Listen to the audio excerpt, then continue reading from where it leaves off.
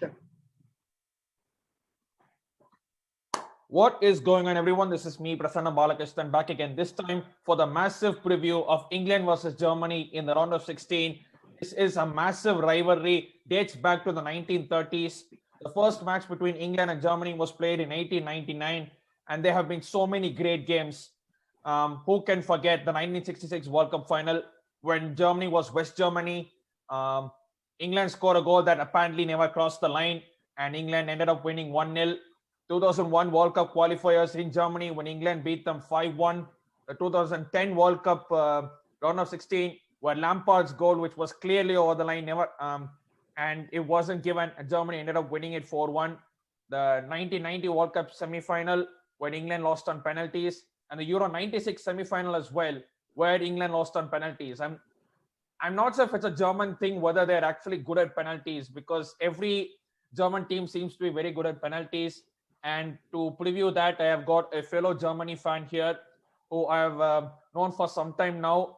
She is a semi-pro footballer in Karnataka State Division team. And if you do watch Tamil movies, you would have definitely noticed her in the movie Bigil with Thalapathy Vijay. Mithila akka, thank you for coming on. Yeah. Thank you for coming on. Yeah, hi. Hi, Prasanna. Thanks so much for having me. I think since she called me, I just got excited because it was a England-Germany rivalry. I'm always happy to discuss football, always happy to, follow it. I started following football. I think I'm not like someone who's been watching it very ardently for a very long time. Right. It was probably around 2012 in that season where I became a Bayern fan. When we won the treble, I think that was one of the most inspirational. No, I think it was 2013. Yeah, the 2012-2013 season. Okay, yeah, got that's it. the one. Yeah, so that's when the whole Dortmund Bayern rivalry was also there. So watching a team go through that was brilliant. I think Robin Ribery partnership, so many good things that happened around that time. So because I was a Bayern fan, I think it sort of actually started a little earlier, 2010, when I saw Germany. I wasn't too much of a fan at that point, but that's when it all started, especially this England-Germany match, which, was so much of, we didn't have social media this heavily at that time, right? So, I wasn't someone who was on Instagram or anything. It was all completely news channels and the hype that they brought, reading the Hindu paper, getting to know everything through that. That's when it all started. But after that, I think right after Bayern won the treble, 2014 was like a cherry on top because we won the World Cup. So ever since then, been supporting Germany. And it's just extended to the Euros now. Yeah, speaking of Bayern, at that time, 2012, and that was the time when Jurgen Klopp with Dortmund, he won 2 league titles in a row, and that Bayern-Dortmund rivalry just went to a whole different level. And, exactly. And since then, it's been just all Bayern now. I think they haven't lost a league title from then till now. It's so staggering. So speaking of Germany and obviously the 2010 World Cup, we have to start from there because it is even at that time both the teams met at the round of 16. Germany was a fantastic team. Even then, you had Müller who was in prime, Miroslav Klose, Mesut Ozil, the whole team itself, everyone. Everyone, and the team was building up very well. In England at that point of time, even though they had the players that they had, they were not able to play some good points of football. We scraped through to get to the round of 16, but we were very well know that we were coming up against a very good Germany team, and they were absolutely pulling us apart 2-0 in no time. And I was thinking, oh my God, this could be 4 or 5. And then Matthew Upson's face kind of gets us one back, and then just before halftime, Lampard thinks we've equalized. It's 2-2, and then it's deemed to judge not cross the line. I still don't know how. The revolution of goal line technology. Exactly, and at that point, it was Sepp Blatter who was FIFA president. He was kind of against goal line technology at that time, sort of that. And 2-2 at halftime, when you're 2-0 down, it's a completely different feeling. And even though I think Germany would have easily won that because we were dominating either way. So I think even if even if Lampard's goal was allowed, I think. Yeah, exactly. And From that, you lost obviously in the semi-final to the eventual champion Spain, who I think were the best team at that point of time. They were beating everyone. Definitely. Yeah, Absolutely. Yeah. and even then you was playing some exciting football. You were and that was the start of Joachim Low. And obviously 2014 you won the World Cup, beating Argentina in the final again, and another team full of superstars. Klose, who became I think he became the top scorer of Top scorer. Yeah. World Cup all-time top scorer. And then you had players like Andre Schola off the bench, Mario Götze scoring in the World Cup final. Götze scoring. Yeah, and it was a good time. And 2018, I don't know what happened. What do you think actually went about? Because Champions curse. Yeah, 2010 Spain won it. 2014 they couldn't make it past the group stage. 2014 Germany won it. 2018 they couldn't make it past the group stage. I mean, the players were there. I mean, what actually went wrong in that year that made you think, okay, what is happening here? Because you still had good players. No, I think they did have good players, but they were still going through a few transitions because some of the major, players who were actually pulling the reins for Germany had started retiring. So, everything that happened after that was more like an adaptation and an adjustment to the new team. So I think what we're seeing now is also, I wouldn't say that this is Germany's best team ever. It's definitely not. I think it'd be foolish to say that. It is one of Germany's good teams, but I would like to see how it would be in a few years down the line if this team sticks together and builds. Because you have a lot of young players, Kai Havertz, I think players like him, especially Joshua Kimmich, everyone who's coming in with experience but not the right legacy. So I think they're building that kind of legacy at this point. I think anyone would say it's a champion's curse to go out in the group stages, but I do believe that because it was still a transition, it was hard for them to maintain their rhythm, and I feel like their performances were down. I mean, there was a lot of hype. They were supposed to be the team that had to qualify, but they didn't. I still remember Kroos's free kick goal. Yeah, last minute against Sweden. Against I think Sweden. it was against Sweden. Yeah, it was mad. Yeah. That still stays. So I mean, I think we are. I think especially in the 2018 World Cup, it was a spectacular moment in a very decent performance. So yeah, I think that's where we're coming from.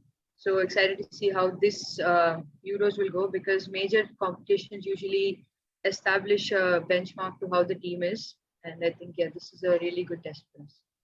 Yeah, even when you say about the young team, how it's gelling up. I mean, even against Hungary in the last game, it was you go 1-0 down, you equalize, and then straight from kickoff, Hungary go 2-1 up, and then you're thinking, oh my God, are Germany going to qualify? And then I think it was Goretzka who scored the equalizer. He scored equalizer, and he just make it to second place ahead of Portugal. And now you're. So I think. So I think especially in this Euros, it's been a performance. It's been a confusing performance, honestly. Against France, the game was completely fast-paced. We're going up against a team that came out of the high of winning a World Cup. Their squad depth is insane. It's just too good to watch. And for us to be competing, I honestly thought we'd lose by a lot more, because at that point going into the game, I had my doubts, but I think that was a pretty good performance. The pace was there. Of course, we were really lacking in the attacking third, but I think otherwise we did a pretty good job. And we peaked against Portugal at this point, especially in the group stages. The 3-4-3 formation really seemed to work against them. Now, I do have my reservations about it, but against Portugal, it really seemed to work, and them attacking through the wings happened a lot with the third man run coming in. So I think that was fantastic. But I think that's where I think I was reading a couple of articles also, a week back, especially after we drew against Hungary to qualify, that Joachim Löw is doing a good job, but he's still having his stubbornness in terms of formation, in terms of who he's playing and all that. I think Goretzka should have started. Him coming in I think Sane was decent. Gundogan was questionable. I really don't think he should have started.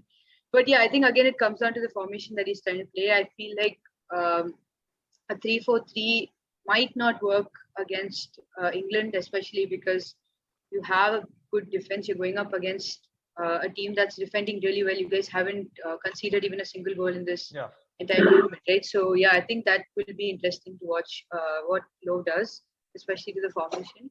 And because I said we peaked against Portugal, so I think again against Hungary, honestly, it was so. I think I was texting my friend at this point. I was like, why is this so uninspiring? Their attack, Hungary was so disciplined in their defense that they just made the German attack go from side to side. The penetrating passes were just not happening. So I think that element of surprise and that extra edge that they need will have to come up to like a extra high stage, especially because it's the knockouts, right? And I don't doubt them. I feel like Germany as a team has a winning mentality. I feel like that's been drilled into them ever since a very young age. So I think that they will be carrying on that edge for the England match. Yeah, and speaking of the winning mentality, I mean, even you do have some good players there. You have likes of Serge Gnabry, you have still Tony Cruz, you have Ike Gundogan, you have Matt Hummels, who's obviously one of the most experienced people you can ever have. You have Tony Rudiger, you have Manuel Neuer. So, do you think it was a sort of kind of complacency thing because yes, you beat Portugal, but then you're coming up against Hungary, and we all thought in the group of that Hungary would probably be the odd one out and probably go away with 3 losses and get 1 draw if possible. But credit to them, Exactly. they played absolutely well against France. They could have won it. I think they went 1-0 up and Yeah. France equalized. And here again, even though they went 1-1 up, they straight from kickoff, they went off and scored 2-1. I don't know what Yeah. the German defense was doing. They were straight away open. I mean, like, Yeah. Yeah. I think that I would actually say that the second goal was absolute complacency. That was literally 20 seconds after we'd scored, right? So I think at that point was when he'd made the change. Timo Werner had come on, Thomas Muller had come on, but I think the fact that they let their guard down at that point was honestly not acceptable. But yeah, they came back stronger. I think, like I said, Leon Goretzka, I have complete faith in him at this point. Really hope Low starts him. I think the attack could use him in the on the team. But I think credit to Lowe for actually going all out to attack and putting all his bets on. It was a risky one, honestly, especially playing Jamal Musiala. But I think because as a young gun, he does have that edge of that spark that you see in players who are coming in new, especially to a completely big setting like the Euros. So I think he definitely brought that in. So that risk paid off, but because we're looking at the knockout stages, I'm not so sure about how it would be because the nerves are going to be high, the speed is going to be fantastic, and everyone's just going to be on edge. And another thing is we are playing in Wembley, so and it's not going to be a crowd-less Wembley, right? We were playing against a Wembley and you know how passionate England fans are. So I think that's also something that has to be managed in mentality, especially with a rivalry that dates back so much, right? I think there was a recent post where uh, they were talking about how the English fans will actually be fined if they sing something derogatory or you know there was a song, right? What was that song? 30 when German soldiers. I'm not sure. It's a dig at them. I have to So look that up. yeah, it's a dig at them for the World War. So a lot of offensive things will be thrown around, and I think that's where mentality comes in. So really excited to see. Yeah, and speaking of England, even though we have won 2 games out of 3, I still think it's not been that great. Yes, we haven't conceded, but we haven't scored as well. We have only scored 2 goals, and both of them are from Raheem Sterling, who, to be honest, apart from scoring, hasn't done anything at all. And that's the problem. That's the thing. You obviously had the thing with Mason Mount and Ben Chilwell quarantining and not playing the last game. I'm not sure what that was about because they ended up testing Yeah. negative, but they still had to quarantine.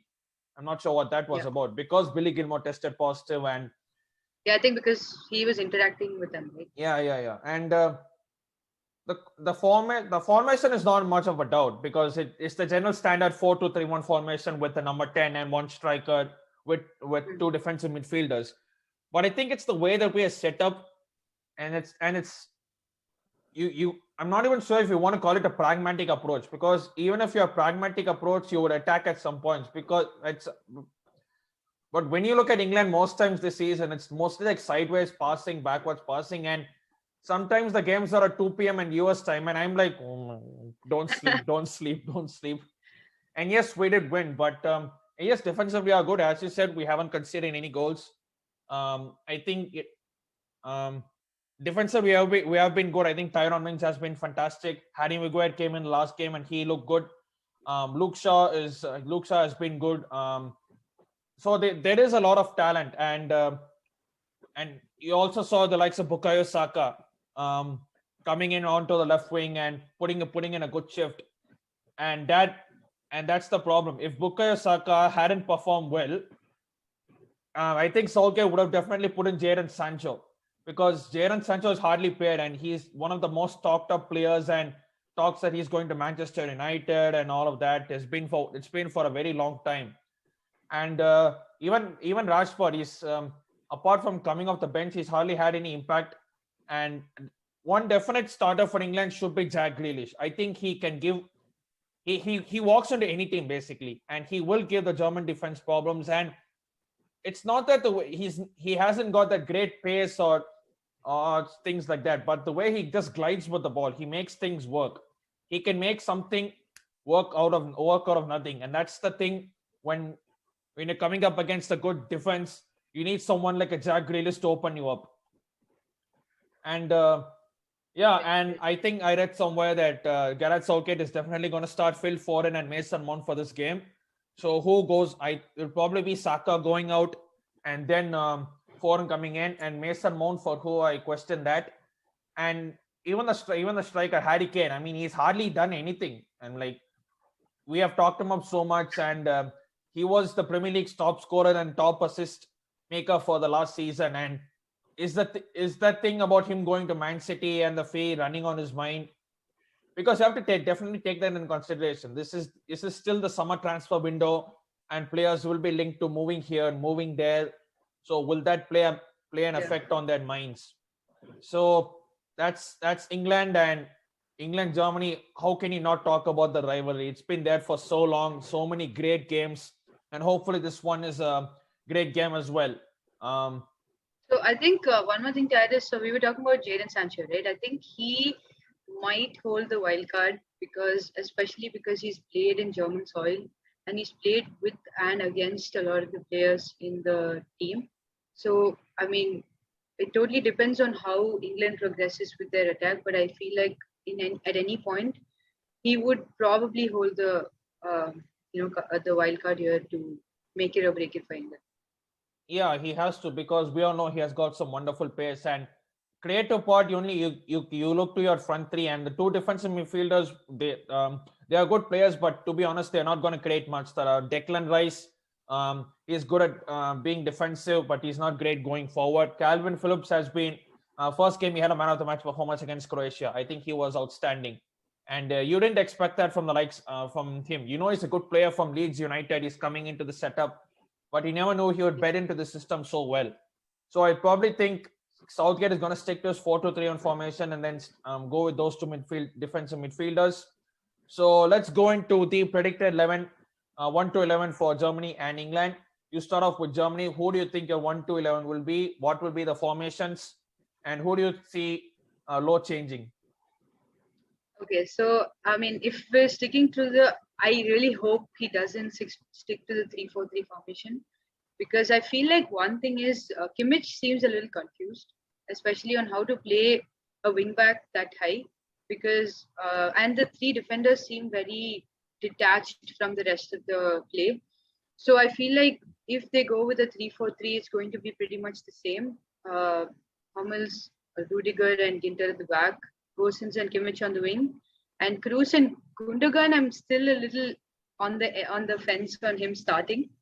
But yeah, I think if Muller is okay from his injury, I think he played well in the Hungary game, so I think he should be back. Sane will be benched.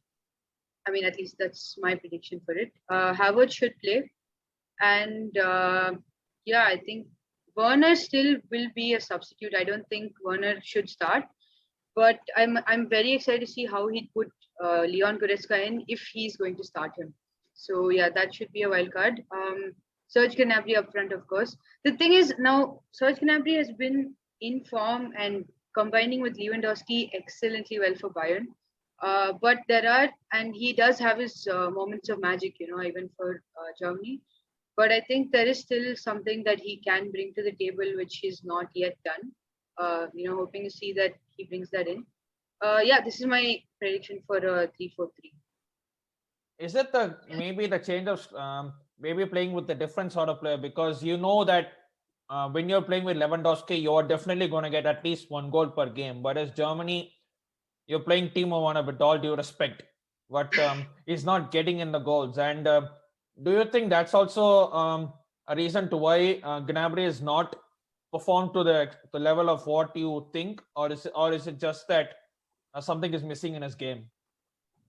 No, possibly. I think with Lewandowski, he obviously had that extra edge and that trust, when you have that player who's constantly just a goal scoring machine for you.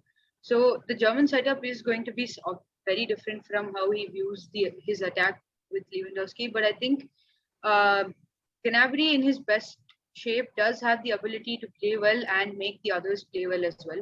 So, yeah, I think that's the Gnabry that everybody would want to see in this match as well. Okay, so I'll go with my predicted 1 to 11. Obviously, Ingol Pickford. I don't think there's any doubt about that. The back four, there are so many options. Right back, you can either pick Walker or Reece James, but I think I'll probably go for Kyle Walker. The centre back pairing will be Harry Maguire and Tyrone Mings. Tyrone Mings, I don't think you can take out of that lineup because he's been outstanding. Left back probably will be Luke Shaw or Ben Chilwell. I'll probably go with Luke Shaw because he has played the last game and he has some form going into this thing. You don't want to chop and change, especially at this stage of the tournament. The midfield two will be Calvin Phillips and Declan Rice. The front three, I would ideally want Jadon Sancho on the right, Jack Grealish as the number 10, and Rashford as the left winger. And up top, we have to go with Harry Kane because the thing is, you do have another potent goal scorer in Dominic Calvert-Lewin, who has done well for Everton in the Premier League. But given that Harry Kane has been there, done that for so long, and the way he holds up play well, and he can, he probably have to get that ability to perform at the bigger stage because he has to. There is no choice. So that would be my 4-2-3-1 formation and thing for England. So who do you think will be subbed in for England? You mean the second half substitutes? Yeah, like in any case, who do you feel will make it as a substitute? I mean, probably I would say Jude Bellingham come in that two defensive midfielders thing, but I genuinely think Foden would be starting ahead of Sancho. Although I would want Foden to start, and probably you could see even Mason Mount, maybe even starting or coming on, because Mason Mount does work hard whenever he's on the pitch. You do see him working hard. He can run forward with the ball. He can track back. He might miss a sitter. He might miss a chance, but he's always there for the next one. So that's the thing you want to see from a young kid who has just won the Champions League probably Mason Mount and Jude Bellingham. You would probably see them coming on. I don't see any changes made in the defense unless there is a massive injury concern, which I don't think there should be. Yeah.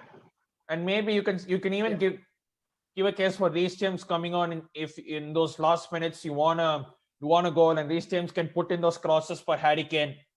And we all know how Reece James can put in a good cross. But one of the minuses in Reece James is at sometimes when he can go forward and put in a cross, he takes a safe route and goes backwards, which is something we would all like him to work on.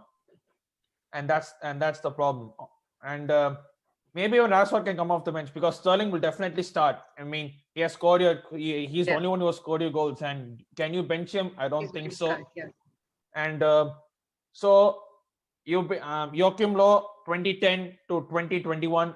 How do you sum up that journey? And what do you expect from Hansi Flick, who is obviously coming from Bayern Munich after having a successful spell there? So I think Low as a manager has been everything with all his ups and downs. I can't sum him up as the greatest manager of all time because he's had some really low periods as well. But I think he brought something to the German style of play. He brought something that was extra in terms of building a World Cup squad, a World Cup winning squad also.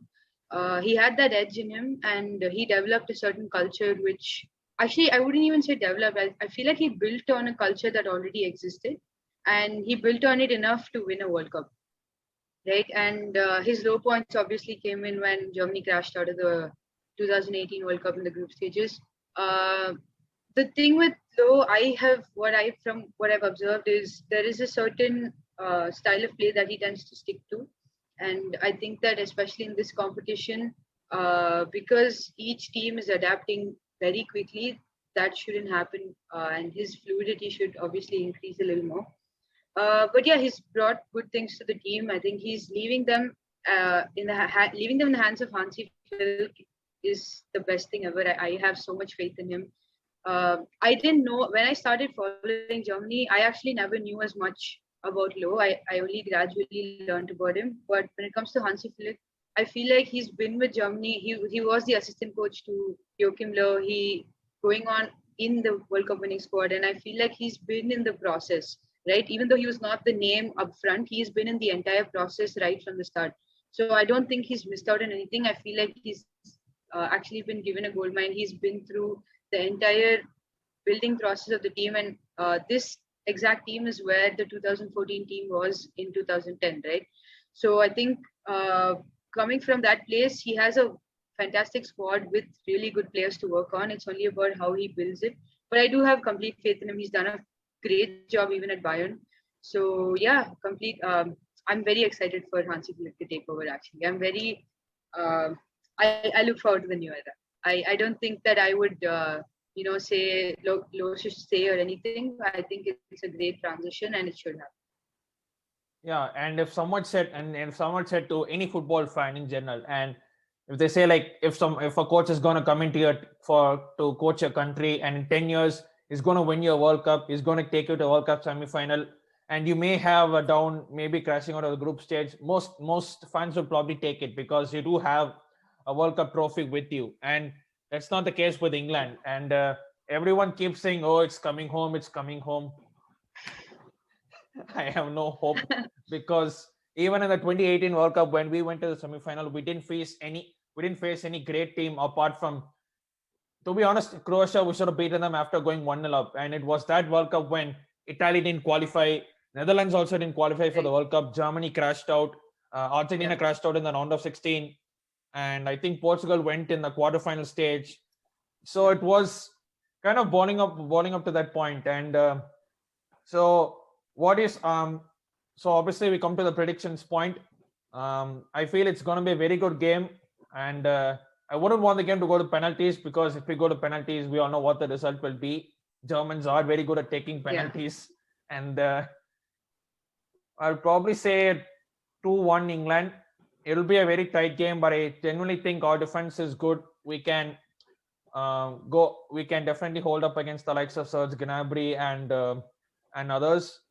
So, and Serge Gnabry incidentally at Wembley Stadium scored 4 goals against Tottenham when Bayern absolutely hammered them 7-2, if you would remember them. And I was just going to bring that up. I'm glad you said it. Yeah. I mean, you have to, obviously, you cannot forget that. And he also scored twice when they hammered Chelsea 3-0 at Stamford Bridge, and 2 years back. And that Chelsea team was just from a transfer ban, bringing on new players and coming up against Bayern, and Bayern absolutely outclassed them, and so I'll go for 2-1. And I just want to ask you this one last thing. What is this thing with Germans and penalties? And you're so good at it, and it's like, have you ever thought about it, or is it just that you're just so good at it? No, so from my perspective, I feel like because the Germans are so obsessed with perfection and so obsessed with some form of very tailored success, I feel like even penalties follow the same suit. And I think actually I was going to bring this up even from the women's football perspective. Germany won the Olympic medal last time. Yeah. Right. And the thing is with them as well, there's a certain fluidity. There's a certain I can't call it. So this is a difference between like South American football, which is magic, beautiful football, like we say it, but there's a certain beauty in the way Germans play, which I like because it's sort of like tailored fluidity. You get it? It's planned, but it's also so well executed that it's just very inspiring to watch. So I think penalties, I mean, it's just perfection, man. They practice so much.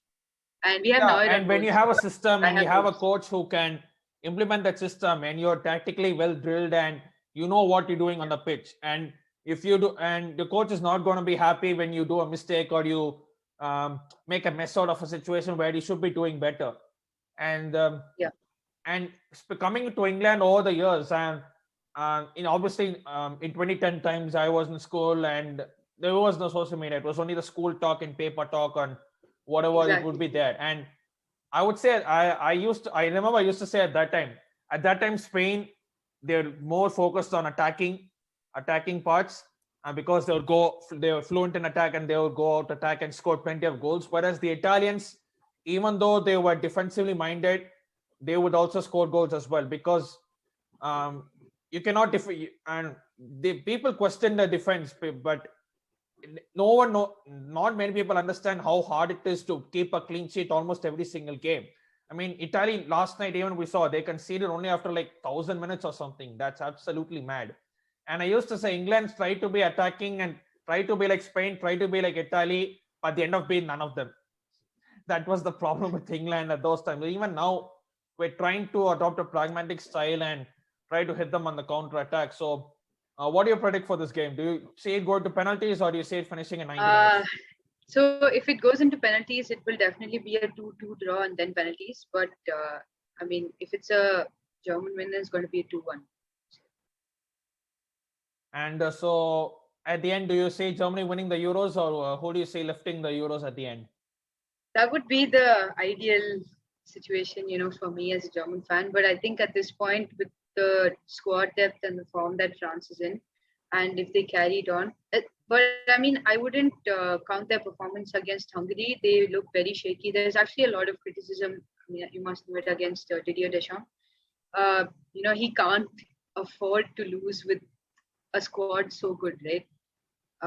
Yeah, I think France looks on paper like the team with the best chance. But yeah, as a Germany fan, I would love to see us lift. Yeah, I would like to. I think France would probably go and win it. Although I'm not counting out Italy or you Yeah, cannot count on any team, because at this stage it's not you about can't. But yeah, it's not just how big you are on paper. As we saw last night, Denmark absolutely um, taking the mick out of Wales, 4-0. demolished. Yeah, I mean, 4-0 yeah, in a round of 16 game. That shows how the levels are. And so, yeah. thank you once again, Mithila akka, for coming on. Thanks so We much. have we have chatted for some time. It's always good talking to a fellow a footballer who knows about the game, because it's a different thing talking to a fan who is just seeing the game, but it's a different thing talking to a footballer as well who has played the game and who can give probably a bit more insight on seeing a game, because they have been players, they have been in those situations. So thank you once again.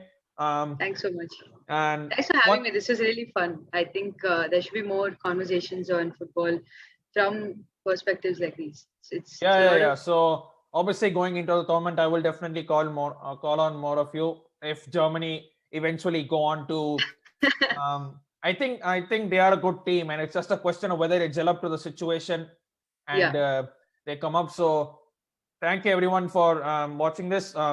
If you're new to this channel, consider liking this, subscribe to my channel, hit the bell notification to get all the notification when I upload a new video. And I'll see you all real soon. Until then, stay home, stay safe.